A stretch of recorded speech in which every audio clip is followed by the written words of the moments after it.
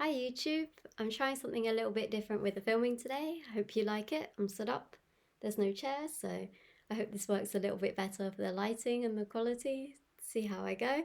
But anyway, today's topic is I'm going to be answering a question that one of you guys sent in, so thank you very much. I thought it was a great topic. The question is how to define and rework your personal style from what you already own in your wardrobe. I think this is great. Of course, it'd be a lot easier for me to do this with you personally, but hopefully I can get you started, get your brain going, get you thinking. In this video, I'm going to be talking about finding inspiration from the past.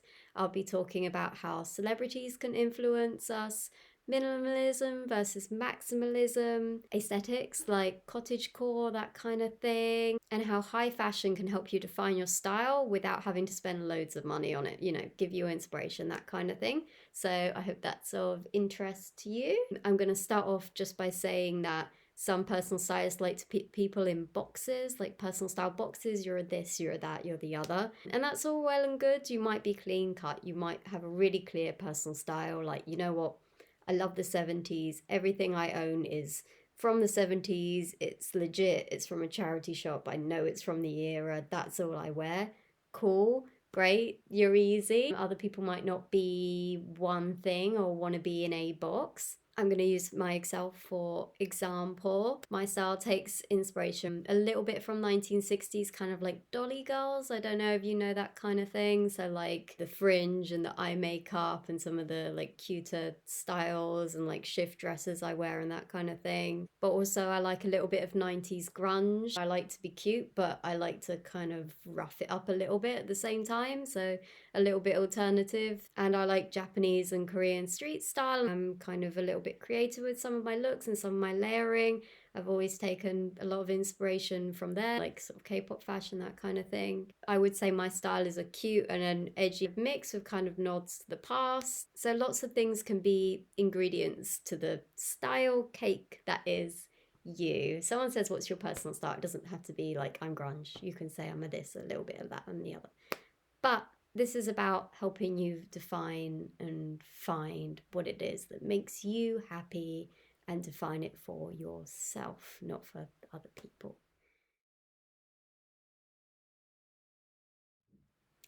All right, let's dig into retro style, something I really love. Looking to the past can be a great way to find inspiration in your wardrobe. It doesn't mean necessarily that you need to wear things that are all era specific, like, okay, I'm going to use the 70s again, for example, that everything you own is legit 70s and was from that era.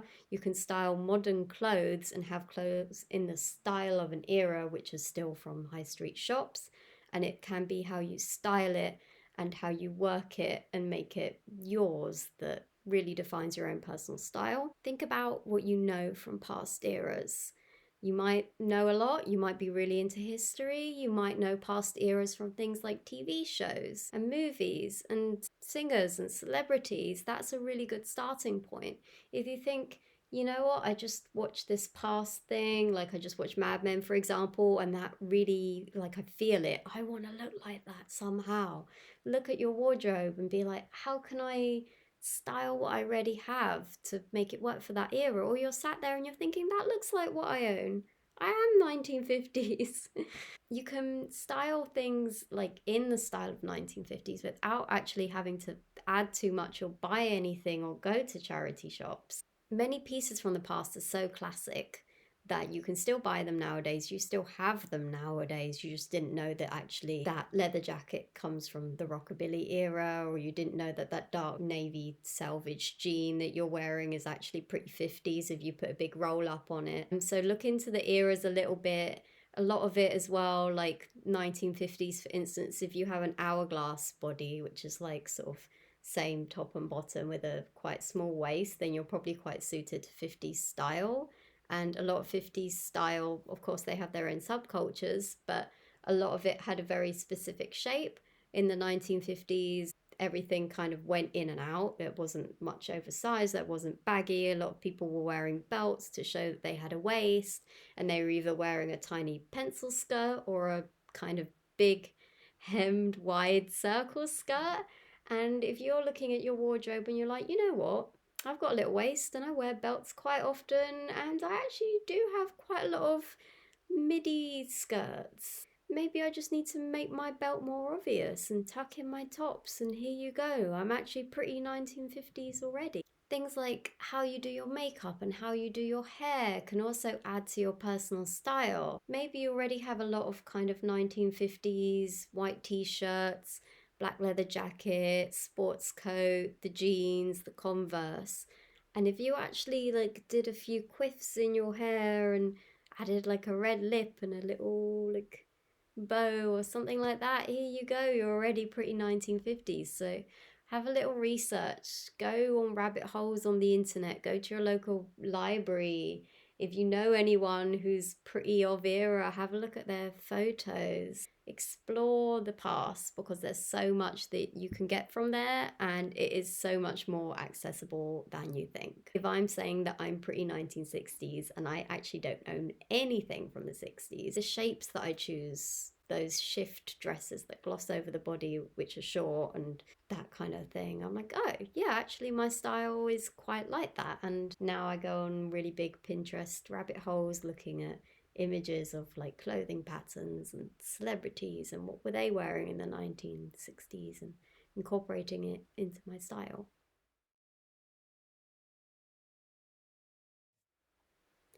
Celebrities. Now, you can have a look at celebrities of the past, but if the past isn't tugging on your heartstrings, you're looking at your wardrobe and you're like, nah, this is all pretty nowadays. I need a little bit more inspiration. Celebrities are really good to look out for inspiration. There are so many different types of celebrities, as you know, musicians, actors, royalty. You could be getting inspiration from Kate Middleton, Princess Diana, royalty from all across the globe. Think about which celebrity's wardrobe you'd like to steal in some sort of way. And it doesn't mean that you necessarily need to go into Gucci and find the exact same item.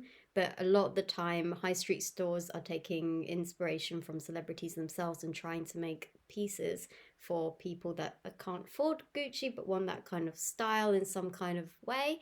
So a lot of the time you can emulate their style and they're wearing really basic classic items which are so gettable and so havable, and it doesn't mean that you need to make yourself like a clone of that celebrity, but you can definitely take how they put their outfits together, how they make it work for their body as inspiration. If you see that celebrity and they look a little bit like you, that's quite a good starting point as well, because then you can say, well, if I look quite similar to that person but I aspire to have a little bit of that sparkle that they have, that celebrity star kind of look. They look like an elevated version of myself. Then you can definitely emulate them, whether that's doing that on a budget, whether that's layering it in a way that feels more personal to you, accessorizing it in a way that feels more personal to you, but you've used them as that benchmark of, I want to have a little bit of what that person has, but in a kind of my way. It could be just the tiniest element of that celebrity style that you take and make your own. It doesn't even have to be that celebrity on a catwalk or that celebrity when they're all dressed up for the red carpet. You could be taking inspiration from their street snaps. You could be taking inspiration from them as a character in a film that can unlock something for you. Maybe even, I know I keep talking about the past, but that celebrity is in a 1920s film and you're like, oh, actually that celebrity looks a little bit like me and they look really good dressed up as the 20s. I'd like to see how I incorporate some of that. Then it's a really good like starting bench point. Or you might see like David Bowie in one of his eras and you're like, oh, like Ziggy Stardust. I'd love to kind of do a toned down, less stage performancey version of that. So it can be a really good just starting point to finding yourself. You might see a celebrity on a talk show and you're like, okay, yeah, that kind of looks like stuff that I own. And a lot of the time it probably is. Like if it's someone on a talk show, they probably have a personal stylist and that person is probably making a wardrobe that really elevates that person and you could be having that wardrobe too. A lot of celebrities we know have a kind of uniform which makes them really memorable. Like, for example, Steve Jobs, the one we all think of, he wore a similar thing and it made him really recognizable. And now you just see like a black polo neck and a blue pair of jeans and some dad trainers and think of him. He's made those items his. And you don't need to copy his uniform, but you can think, what's my uniform? You can have a look through your own wardrobe and be like, I own a lot of the same thing and I wear it in a very similar way. I like to style it in the same way, and that is not a problem at all. There are so many people that come to me and say, I'm really boring. I have the same top in five colors, but I don't think that's a bad thing at all if you know what works for you. And you love that top, you clearly love it for a reason. You look amazing in that top. Why not have it in all of the colors so that you can look constantly amazing? A uniform also doesn't have to mean a chef in a chef outfit. It's something recognizably you, your brand. Perhaps it's something that you hadn't even noticed about yourself that a friend points out. They're like, hey, you wear a lot of snazzy scarves. And you think, you know what? I have a really large snazzy scarf collection and I'm always turning up at parties and people are always like, hey, it's scarf guy. That's not a bad thing. If you love scarves, why not be scarf guy? Why not make that your thing?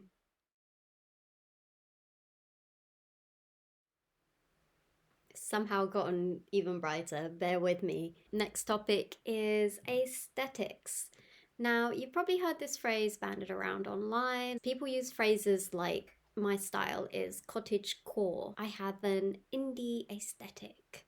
So the core and the aesthetic are kind of other words for like subculture and like style, if you want to give style like a name and a movement and a kind of theme. Nowadays, there's a core on the end of so many different words, and they're all trends and they're all very real. And if you search online with the hashtag something core and you go through all of that, you get deep in that rabbit hole and you're like, hey, you know what? Actually, this does look like the inside of my brain. It looks like the inside of my wardrobe, and it looks like something actually I have, and maybe I just need to accessorize it a bit differently and I'm there, I'm that sub trend, or you can very well create your own core and trend too. Some of the cores, just to name a few of them, which actually exist: fairy core, maid core, nerd core, royal core, space core, thrift core, baddie aesthetic, grandma chic, e-girl aesthetic, kid core, angel core, Barbie core. Those are all real, those are all things, and you can look all of those different ways if they appeal to you. Space Core, doesn't that sound like fun? Kind of a little bit like 1960s when everyone was so excited about space travel that everyone looked super their idea of the future in the 60s. A lot of them, they come from somewhere, they're not just random. Like Barbie core started coming around because everyone got very excited about the Barbie film, which is coming out this next year. Like, which next year is like a month away, crazy. And then also Valentino kept coming out with that hot pink, which kind of added to the trend. So a lot of them are for reasons. Maybe if there's a few people out there that genuinely want to look like Barbie dolls, and other people that are all like, oh, I like the kind of dressed up feeling of Barbie core. You might go through your own wardrobe and you're like, you know what, it has that almost the feeling of Barbie, not just about the pink and the colors, but that feeling of how Barbie, she has loads of careers, she's always very dressed up because you'd want to buy a doll that's dressed up, and it's always quite special and quite sparkly, and hey, maybe you're Barbie core. I'll go into a few of them and see if any of them whet your appetite. Cottage core, for example, that one's becoming really big.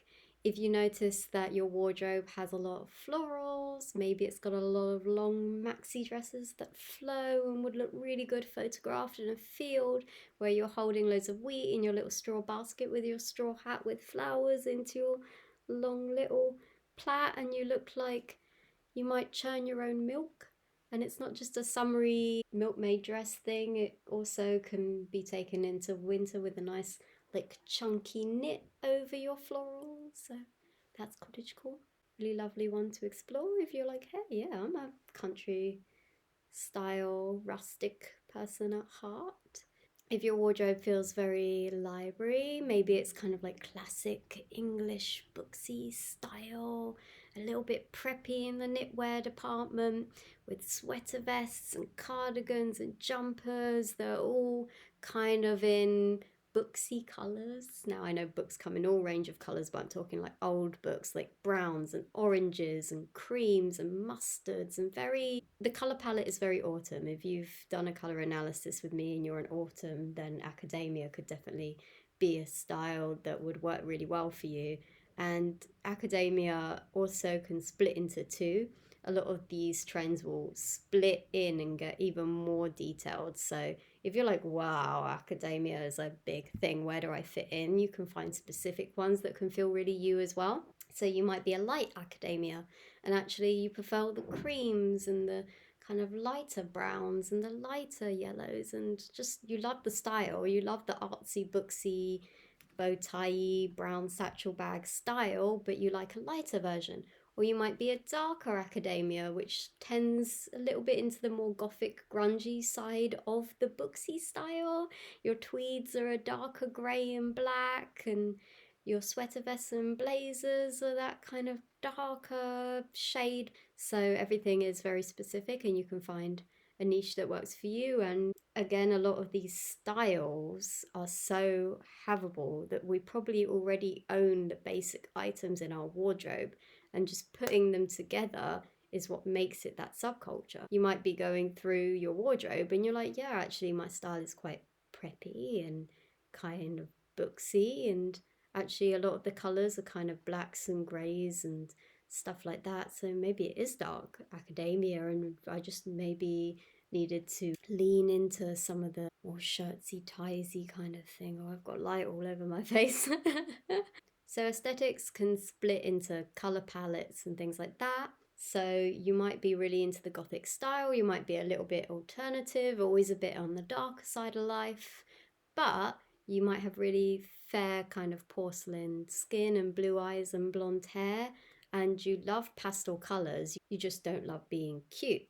So you might take the gothic style and become a pastel goth, which if you're a summer and you've done a color analysis with me in Soup Pastels, but you want your edginess, you don't want to lose your edginess, then you might be a pastel goth.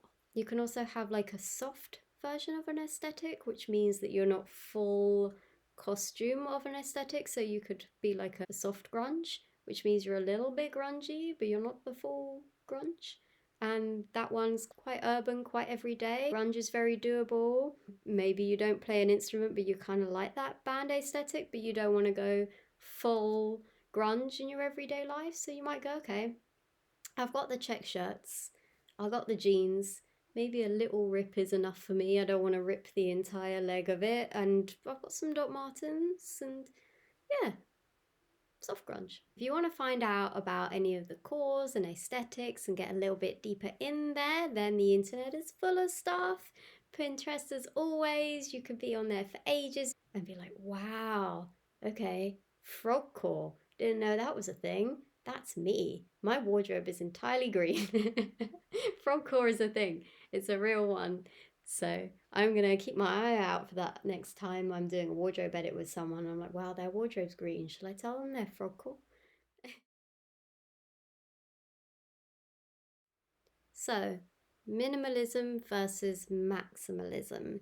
Ugh, really wordy. Maybe you're looking for your wardrobe and you say, well, this is all well and good, Natasha, but my wardrobe is pretty plain. A lot of people, they're like, judge me. What do you think of me? I'm so boring. You're not boring, you're minimal, or you're classic. You love classic pieces that aren't too frilly, aren't too colourful, are simple and minimal, and that's completely fine, and that is a personal style. Fashion doesn't have to mean loads of embroidery, loads of pattern, loads of jazz. If you like a clean cut style, that can be your identity too. And as well, this style makes for a very easy wardrobe that all matches each other, and you know everything is going to work for you. The key to good minimalist style is picking pieces that are really good for you. Yes, they're no fuss and no frill, but they need to fit you right, and they need to be in the right minimal tones for you. You might like black, white, beige, navy, grey, all the classic colours, but finding the exact shade that's got enough warm undertone or enough cool undertone to match your skin when it's underneath your face is the key. And say you're someone who maybe you suit brighter colours but you don't feel comfortable in them, that's completely okay. You can dress up your minimal style with maybe just a little pop of colour somewhere, like in a sock, in a bag, on your red lipstick, on your red nails, but your style is pretty grey. It's picking items that have good quality and a good fit for you and your body shape, which is the key to being a really good minimal stylist for yourself. So if you're going through your wardrobe and you're like, yeah, it's pretty muted, but it's pretty me, then you could be minimal.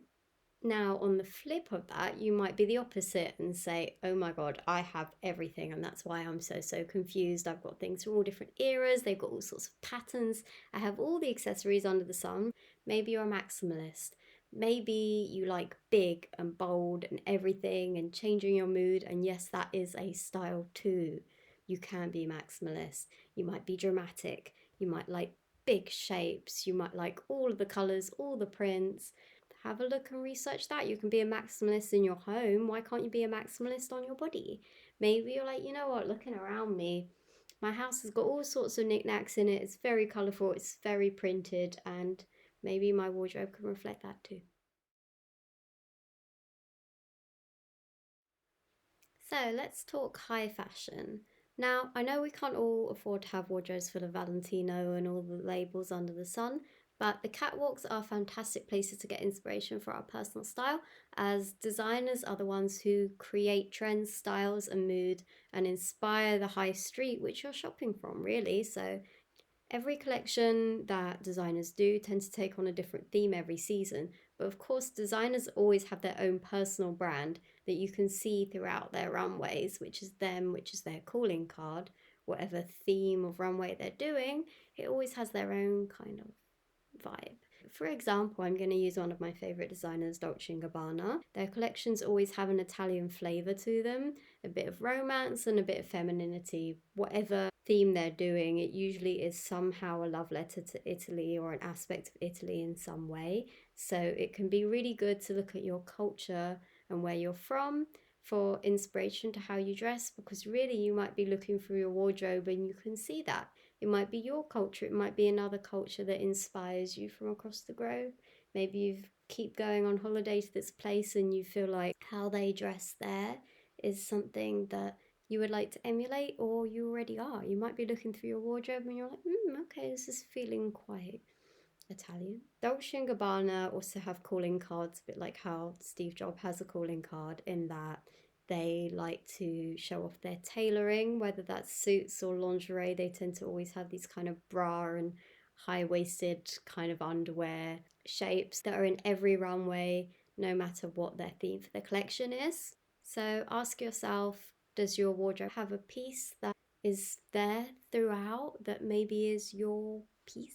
Maybe you express yourself through your trainers and that's your starting point. Back to designers.